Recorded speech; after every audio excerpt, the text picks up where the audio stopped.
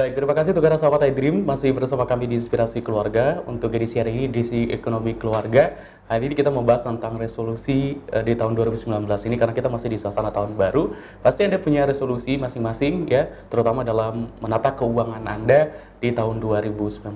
Nah, 19 ini ya, mungkin ada yang ingin dicapai, ada yang ingin dibeli, ada yang ingin dituju. Pastinya semoga kita membuat resolusi-resolusi yang benar-benar sebuah resolusi yang kita wujudkan, bukan hanya sebuah resolusi yang hanya sekedar ucapan atau hanya sebuah rencana belaka gitu ya. Tadi sudah ada beberapa hal yang dibahas oleh Pak Ari, terutama juga yang penting adalah kita harus mengevaluasi dulu ya Pak Ari ya, keuangan kita di tahun sebelumnya. Terutama tadi sudah dijelaskan bagaimana mengevaluasi kita untuk Tuhan ya, keuangan kita untuk Tuhan yaitu berupa zakat dan juga sedekah. Berikutnya apa lagi nih yang harus kita evaluasi Pak Ari? Jadi kalau secara spiritual finance itu selalu bicara akhirat dulu Mas Rudi.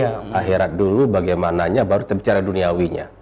Nah, setelah akhiratnya selesai, jadi bab Tuhannya udah selesai, baru kita bicara bab manusianya. Nah, biasanya kebanyakan orang di dunia ini tidak lepas dari namanya hutang. Kalau dalam sebuah sebenarnya saya selalu bilang, Bapak Ibu sekalian, hari ini siapa yang punya utang? Pasti hampir 70% kata itu pasti punya utang. Bahkan utang yang paling gede rumah sekalipun, sampai ada utang kartu kredit, utang panci pun, itu pasti punya utang. Kadang saya bingung gitu kan, punya penghasilan 30 juta. Tapi istrinya tetap saja selalu punya utang di Tupperware, utang panci gitu loh. Ini yang saya bilang, kenapa gitu? Ternyata sebuah kebiasaan. Budaya. Jadi utang itu sebenarnya biaya masa lalu yang harus kita tunaikan masa sekarang. Itu utang. Pertanyaannya hari ini, total utang kita selama tahun 2018 dari Januari sampai dengan Desember itu berapa? Atau berapa persen? Kalau gampang itu berapa persen gitu kan? Ini yang harus kita selesaikan. Kita evaluasi, oh cek ternyata kok kecenderungannya ternyata meningkat. Mungkin di Januari tidak ada utang. Tapi udah mulai masuk ke April dan Mei 2018 karena kebutuhan anak masuk sekolah, utangnya mulai meningkat. Tahu-tahu ditambah lagi dengan Ramadan dan Lebaran, tambah lagi. Liburan pun utang juga, akhirnya di total semuanya kok banyakkan utang ketimbang penghasilan ya. Nah, itu dulu. Jadi kalau secara teorinya itu kan maksimal 30% dari total seluruh utang. Jadi misalkan utang rumah, utang kartu kredit, utang pendidikan, utang ini, total semua itu totalnya maksimal itu 30% kalau mau setengah sehat. Tapi kalau mau sehat berarti maksimal 10%. Di bawah itu sakit atau sakit keras. Nah, ini clear dulu nih. Berarti tugas kita 2019 itu adalah bagaimana untuk meminimalisir utang. Satu hal. Yang kedua, tidak menambah utang baru. Yang ketiga, melunasinya. Kan begitu. Sehingga berarti fokus kita, kalau tadi bicara bab Tuhan sudah selesai, bicara bab masa lalunya. Ya, utangnya dihabisin dulu atau diselesaikan dahulu. Seperti itu. Itu kalau kita bicara tentang bab utangnya. Jadi jangan sampai kita buat utang-utang baru di tahun 2019. Kalau bisa ya udah dinolkan utangnya. Utang dilunasin ya? Dilunasin gitu kan. Nah, yang ketiga Mas Rudi dan juga sahabat iDream, ada namanya evaluasi terhadap apa? Tadi kan masa lalu. Sekarang bicara masa depan. Kenapa masa depan dievaluasi? Karena pada suatu hari, pada titik nanti, kita nggak pernah tahu kondisi kita akan baik-baik saja atau bermasalah. Contoh, pensiun.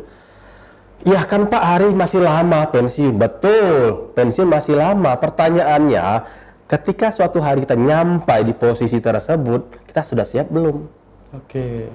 Nah, kita lihat kan, secara gampangnya, cek saja siapa pensiunan hari ini yang bahagia dan sejahtera di sekeliling rumah kita. Rata-rata sih enggak. Kebanyakan itu masih akhirnya bekerja lagi atau ngandalin panti jompo, ngandalin anak kan begitu kan. Artinya ketika suatu hari kita tidak produktif lagi, itu bermasalah.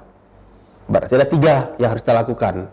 Pertama, bagaimana memproteksinya, bagaimana kita menabungnya, bagaimana kita berinvestasinya. 3 hal ini untuk bicara masa depan.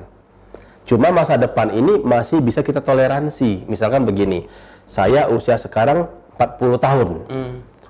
Usia pensiun saya adalah 50 tahun. Berarti berapa itu Mas Rudi? 10 tahun, ada 10 tahun. Umurnya 40 tahun. 40. 50, 10 tahun berarti.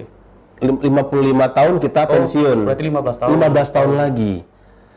15 tahun lagi itu kan tidak sesuatu yang terlalu jauh. Iya. Ketika anak kita sudah mulai besar, berarti dia sudah masuk ke SD apa ke SMP. Cepat gitu. Pertanyaannya ketika usia 55 tahun pensiun, apa yang harus kita lakukan? Kalau masih segar, asik-asik aja. Tapi ketika usia 55 tahun sudah mulai sakit-sakitan, udah nggak produktif, mikir udah mulai tulalit gitu kan. Nah, ini harus kita persiapkan. Ini yang saya bilang masa depan.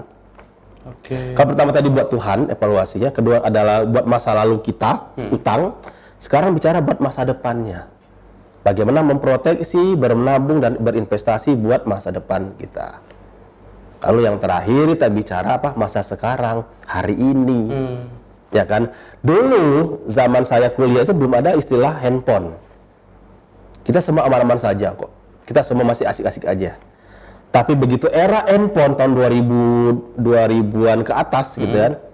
Itu kita kalau handphone ketinggalan sendiri itu udah mulai stres. Belum lagi sekarang saya lihat di beberapa mall-mall itu sudah mulai namanya diskon 50%. Sale-sale 70% gitu kan. Pertanyaannya kalau ada duitnya ya nggak ada masalah. Tapi kalau duitnya pas-pasan, sementara seluruh barang di mall terus mau kita beli, mau kita belanjakan, mau kita makan, bagaimana? Nah, ini yang saya sebut dengan kita membicarakan adalah masa sekarang atau hari ini.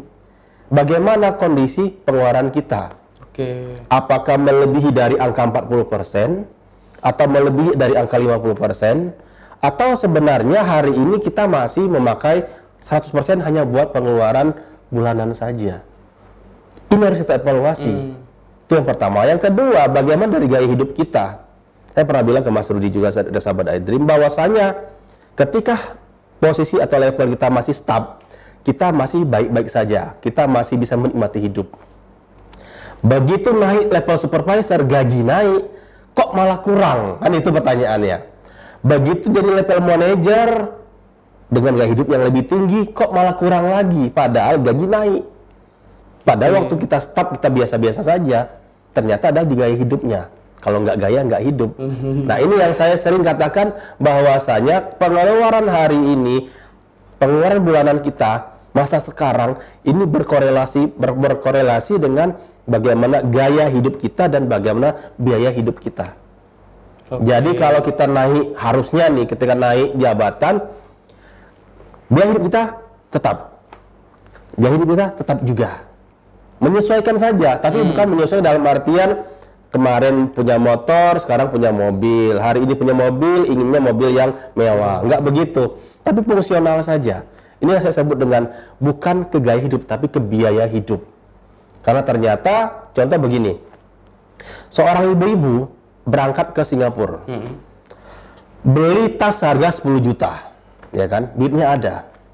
Begitu dia lagi kepepet, nggak ada duit, akhirnya apa? Dia jual itu tas. Cuma dihargai cuma berapa? 3 juta. Berarti persoalannya adalah 10 kurang 3, 7 juta. Nah, 7 juta itu kemana? Ini sebenarnya gaya hidup, ini gengsi. Jadi sebenarnya harga tasnya 3 juta, cuma biaya gengsinya 7 juta. Makanya jadi 10 juta. Ini yang terjadi. Kenapa? Karena tidak bisa membedakan mana fungsi biaya hidup, mana yang gaya hidup. Nah, kebanyakan orang itu terjebak di gaya hidup. Itu 4 evaluasi kita ya. Pertama buat Tuhan, kedua adalah masa lalu, utang, yang kedua masa depan, yang ketiga adalah masa depan, artinya proteksi, investasi dan menabung, yang keempat adalah kita bicara masa sekarang. Pengeluaran bulanan, baik gaya hidup ataupun dari biaya hidup. Gitu. Oke, baik. Nah sebenarnya tadi kita sudah banyak bicara masalah resolusi nih Pak Ari. Ya. Tapi sebenarnya resolusi keuangan yang baik itu seperti apa sih sebenarnya Pak Ari? Resolusi seperti apa yang misalnya layak ya menjadi resolusi kita di tahun ini terutama? Ya, yang pertama kalau saya bicara kita sudah check up secara keuangan masa lalu kita. Kira-kira prioritas apa nih Mas Rudi yang akan kita lakukan di tahun depan? Oke. Itu dulu. Jadi kalau saya selalu bicara formula ya. Jadi formula itu kita bicara secara sederhananya orang-orang dari jurnalistik, orang-orang dari penyiaran, publisistik dan segala macam itu ada rumus 5W1H. Yeah. Betul ya? Nah, ini kita bisa terapkan bicara resolusi 2019. 5W1H, saya tambahin 1M. Nah, tambahin 1M. Contoh begini, ini bahasa sederhananya begini. Saya ingin keluar negeri, misalkan ini kan, katanya kan ini wordnya apa, apanya gitu ya. Yang kedua, ternyata saya ingin ke Turki, atau saya ingin umroh ke Mekah atau Madinah, berarti itu adalah where-nya, di mananya, ya. Kapan? Nah, pada tanggal misalkan 29 Mei 2019, ini adalah when-nya. Jadi what sudah gitu kan, yang kedua where-nya sudah, when-nya sudah. Lalu bicara why-nya, kenapa sih? Oh ternyata tanggal tersebut ada festival Muhammad Al-Fatih di kota Istanbul, Turki. Kalau kita bicara kota adalah Turki. Itu adalah why-nya. Jadi alasannya kenapa? Lalu U-nya siapa? Bersama pasangan hidup saya dan anak-anak. Nah ini adalah U-nya, siapanya? Lalu yang selanjutnya adalah how-nya, gimana biar sampai ke sana? Naik darat, laut atau udara? Kalau naik darat berapa hari? Naik laut berapa hari? Ya udah kita naik pesawat saja, Turkish Airlines misalkan. Itu adalah how-nya. 5W1H. Clear kan? What-nya apa? Where-nya apa? When-nya sudah. Why-nya apa? Dan U-nya dan how-nya. Nah, ini saya tambahin 1M-nya. Apa? Money-nya. Duitnya berapa? Gitu kan? Karena kalau kita cuma bicara 5W1H saja, nggak ada uangnya, bisa nggak berangkat? Nggak bisa. Nggak, berat gitu loh, karena nggak ada duitnya. Tapi kalau sudah ada uangnya, oh ternyata tadi saya bilang untuk masing-masing orang 20 juta, berarti 60 juta yang harus kita siapkan untuk bisa pergi ke sana. Nah, formula inilah yang akan kita bisa gunakan buat resolusi keuangan untuk tahun 2019. Apapun itu, selagi masih bisa kita angkakan, insya Allah bisa. Jadi hal-hal yang abstrak pun misal kita bisa angkakan, ya kita akan bisa buat resolusi keuangan 2019. Jadi dicek lagi ya resolusinya sahabat iDream-nya, 5W1H-nya. Ya, plus 1M. Iya, plus 1M ya. Apakah benar-benar bisa terwujud atau resolusinya layak untuk menjadi resolusi di tahun ini ya? Dan apakah resolusinya benar-benar sesuai dengan keuangan Anda ya? Ya kita break dulu sejenak, nanti kita akan bahas lagi bersama Pak Ari. Kita masih ada satu sesi lagi. Jangan ganti channel, tetap bersama kami 10 Patah yang by Dream Radio, Successful Muslim Family.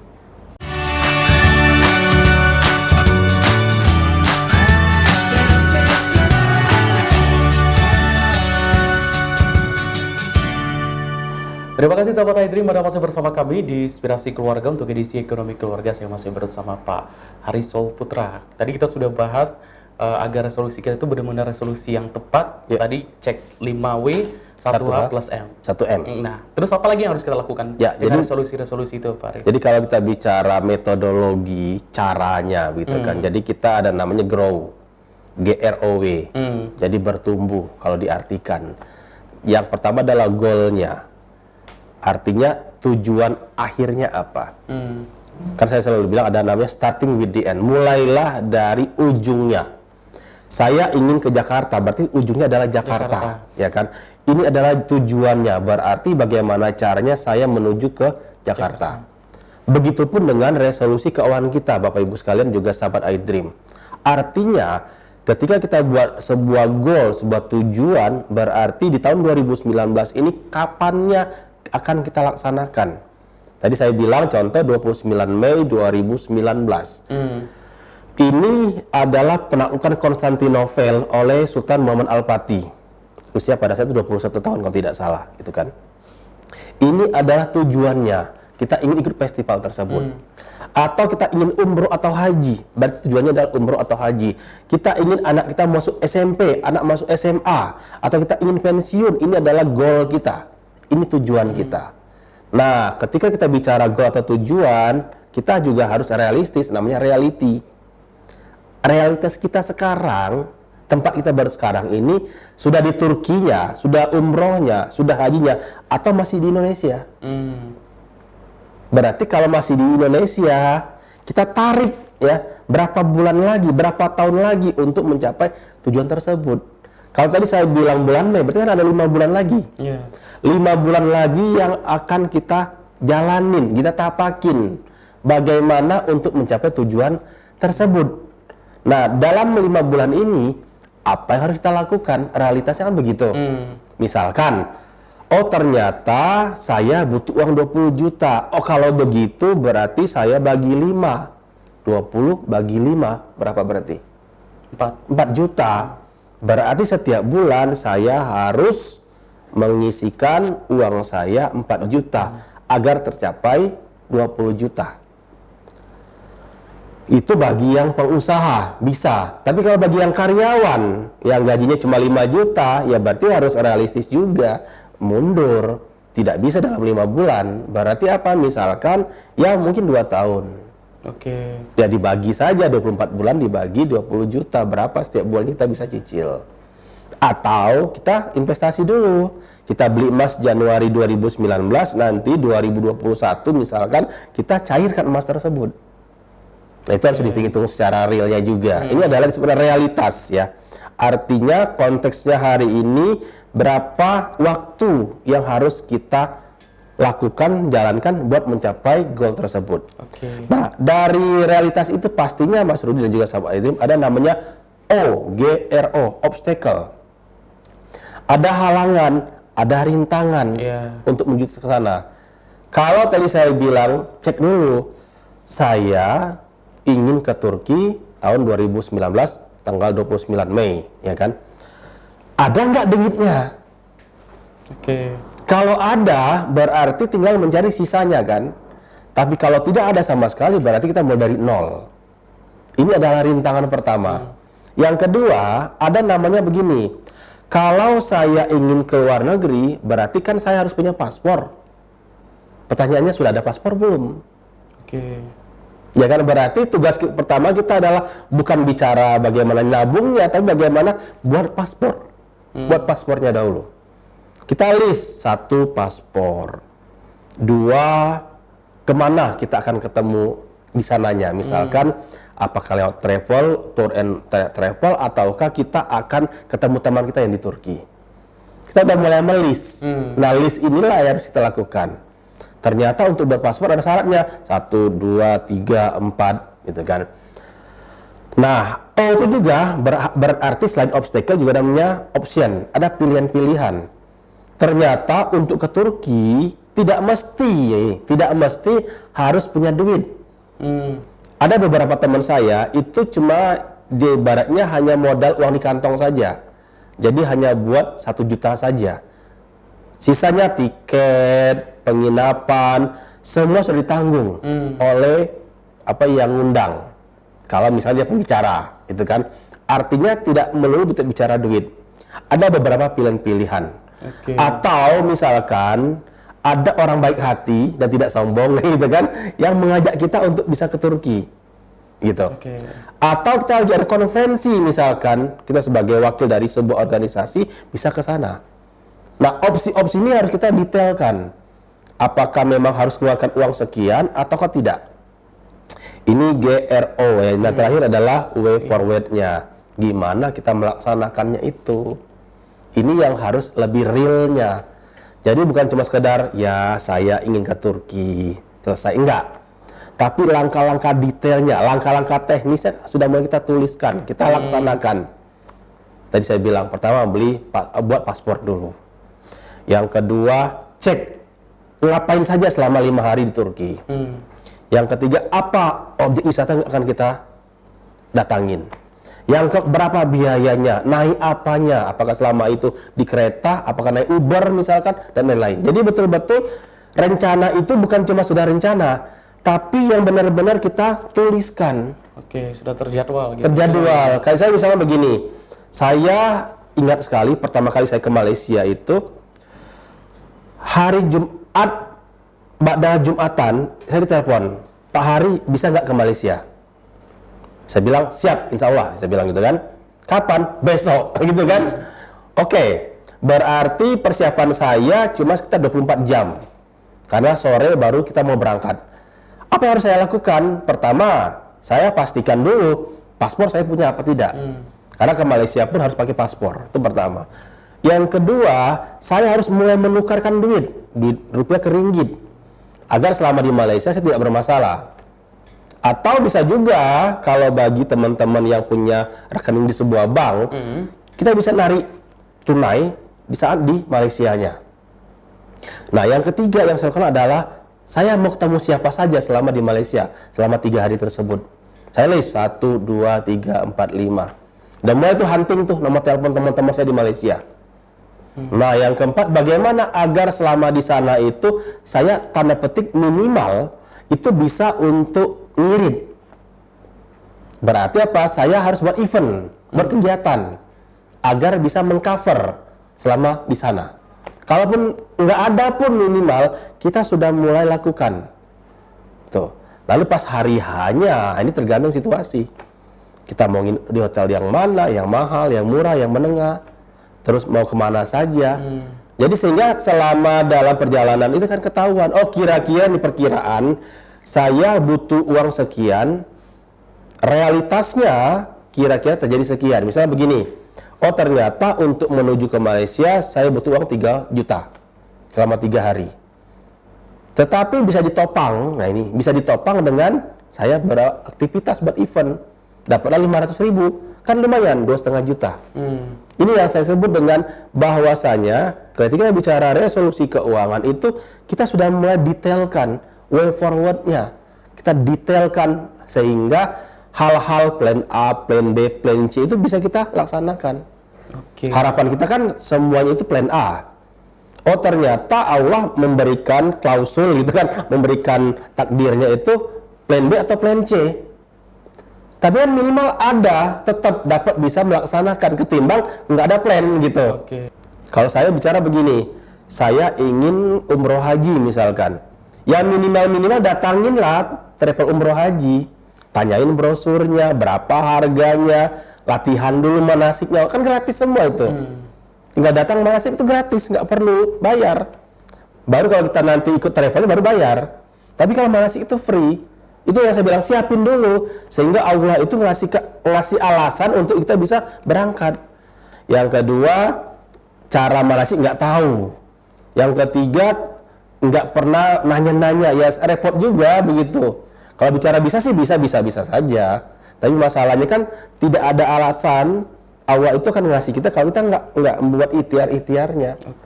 Harus ada usaha dari kita. Usaha dulu gitu, sehingga ada alasan. Oh ya udah, kamu memang udah layak berangkat gitu. Kayak saya misalkan dulu berharap dari tahun 2000 ketika saya lulus kuliah, saya sudah ingin umroh. Baru kejadian 10 tahun kemudian, kira-kira seperti itu.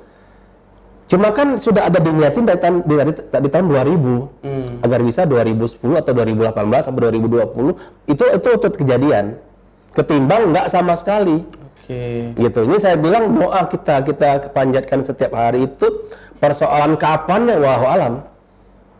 Kapan terjadi kita nggak pernah tahu, tapi minimal kita sudah mulai dengan doa. Nah, doa itu sebenarnya resolusi yang harus kita laksanakan. Itu ya, doa lah resolusi yang harus kita laksanakan ya. Karena hanya sekedar berresolusi tapi tidak terwujud ya, tidak ada usaha dan tidak ada ikhtiar yang kita lakukan untuk usaha tersebut ya sia-sia aja gitu. Resolusi akan menjadi tinggal resolusi ya, dan begitu juga di tahun-tahun berikutnya. Baik, itu sudah di sesi terakhir Pak Ari, mungkin ada yang ingin disampaikan closing statement ke sahabat iDream di rumah terkait pembahasan kita hari ini. Ya, baik sahabat iDream, kalau kita bicara resolusi itu bisa bicara rencana. Rencana adalah sebuah tindakan yang dilaksanakan. Tindakan ini kalau terus-menerus jadi sebuah habit. Jika habit ini kita lakukan terus-menerus jadi sebuah karakter. Nah, karakter inilah yang akan membuat takdir kita berubah. Kalau kita bicara resolusi keuangan 2019 berarti merubah takdir dengan merubah karakter kita.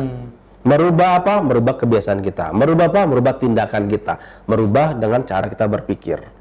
Nah, untuk bisa sukses di 2019, saya paling tidak ada 5 hal yang saya bisa sharingkan agar 2019 itu menjadi hal yang menarik. Pertama, sahabat Adrim, yang adalah disebut dengan continuous income. Jadi kita berpikir bagaimana kita punya income terus-menerus dan tidak hanya satu. Bisa 2, 3, 4, 5, dan seterusnya. Artinya apa? Ketika kita punya satu income hari ini, kita harus naikin jadi 2, naikin jadi 3, naikin jadi 4, naikin jadi 5, dan seterusnya. Itu pertama. Yang kedua, ada namanya profit cash flow-nya. Arus kasnya harus untung. Arus kasnya harus profit, itu kan. Artinya bagaimana caranya pendapatan harus lebih banyak dari pengeluaran. Ya, pendapatan harus lebih banyak dari pengeluaran. Itu yang kedua. Yang ketiga ada namanya grow investment. Kalau kita bicara investasi, pilihannya cuma 2. Apakah arus kas atau disebut dengan pertumbuhan modal. Berarti kita harus punya yang arus kas dan juga ada pertumbuhan modal. Itu yang ketiga. Yang keempat, kita siapkan namanya emergency fund atau dana darurat. Karena kenapa? Kita tidak pernah tahu kapan kita akan bisa hidup terus. Kapan kita akan bisa bekerja selamanya. Pasti ada namanya emergency. Kemarin saudara-saudara kita kena tsunami di Banten dan di Lampung. Kita tidak pernah tahu. Untuk mengawalinya minimal sudah ada dana darurat. Syukur-syukur punya proteksi, syukur-syukur punya investasi, gitu kan. Baru yang terakhir kita bicara financial literacy. Mulai dari Januari 2019 kita harus mulai untuk melek keuangan. Berarti setiap hari harus meningkatkan kapasitas dan kapabilitas dari melek keuangan kita. Sehingga kita bisa untuk memahami, oh ternyata angka ini maknanya ini, angka itu adalah makna itu, dan kita bisa mulai merumuskan revolusi keuangan 2019 dimulai dari Januari 2019, insya Allah kejadian di Desember 2019 dan seterusnya. Itu yang saya bisa sharingkan pada hari ini. Mudah-mudahan kita menapaki 2019 itu dengan semangat, dengan sumringah, dengan senyum bahagia dan sejahtera. Amin. Baik, menarik sekali sahabat iDream membahas tentang resolusi di tahun 2019 ini, terutama dengan masalah keuangan atau ya keuangan ekonomi kita tetap dilihat dari sudut pandang spiritual finance. Terima kasih Pak Ari sudah bersama kita hari ini dan semoga bermanfaat. Semoga yang punya resolusi bisa segera diperbaiki karena masih awal-awal nih Pak Ari. Mungkin ada salah-salah dalam membuat resolusi keuangan Anda. Tadi sudah mendapatkan pencerahan dari Pak Ari, semoga bisa dievaluasi mumpung masih di awal-awal tahun. Dan mulai dicatat. Dicatat dan harus direalisasikan dan berusaha untuk bisa mencapai. Jangan hanya dicatat terus disimpan aja gitu ya, Pak Ari ya. Baik, terima kasih sahabat iDream sudah bersama kami di sini dan yang mendengarkan 1044 AM iDream Radio dan juga mendengarkan live streaming di www.idreamradio.id dan pasti juga untuk Anda yang sudah menyaksikan di channel YouTube iDream TV. Terima kasih, jangan lupa di like, komen, subscribe, dan share ke teman-teman Anda. Saya Rudi Saputra mewakili kerabat kerja yang bertugas, pamit dari ruang dengar Anda dan mohon maaf jika ada salah kata. Subhanakallahumma wa bihamdika asyhadu an la ilaha illa anta astaghfiruka wa atubu ilaik. Assalamualaikum warahmatullahi wabarakatuh. Waalaikumsalam warahmatullahi wabarakatuh.